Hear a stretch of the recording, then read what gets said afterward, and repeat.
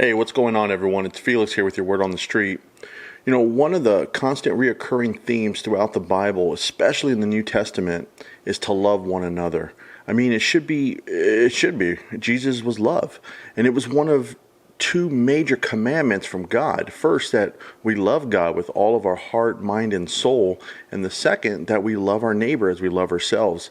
But did you know that this command to love our neighbor was around a lot earlier than when the disciples were learning it? Way back in Leviticus, actually, in chapter 19, in fact, God said to love your neighbor, says the Lord.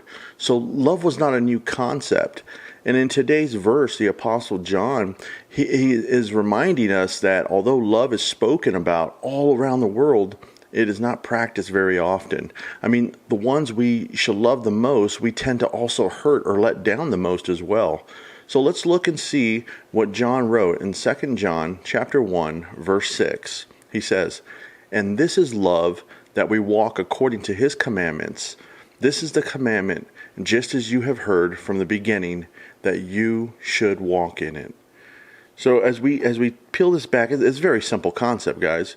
So what are some of the ways that we can show love without freaking out our neighbors by running up to them with heavenly hugs and kisses?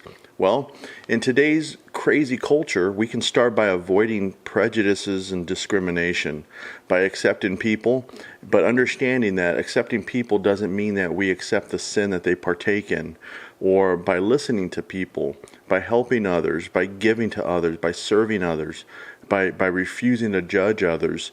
If you noticed, all of these things are actions that we do to others. By knowing God's command is not enough. We all know things by putting it into practice, and that's where the rubber meets the road. This is where walking according to his commandments meet our hearts. So when people see us loving others or loving them, they'll ask, they'll wonder why someone would love the least of the people that you would think deserve to be loved. And John said in a previous book, in 1 John chapter 2, verse 5, that whoever keeps his word in him, the love of God has truly been perfected. By this we know that we are in him. So Jesus is perfection. By living by his words, we show others that he lives within us. And we do what he says, and we live as Christ wants. True faith results in love, and by the way we act, it just gives us assurance that we belong to Christ. You know, it's so easy to say and it's so hard to do. But I encourage you today, say sorry to someone that you've wronged, recognize someone you normally wouldn't, compliment someone you normally walk by, and love someone that you haven't been loving to. 2 John chapter 1, verse 6, walk according to Jesus' commandments, and that's your Word on the Street.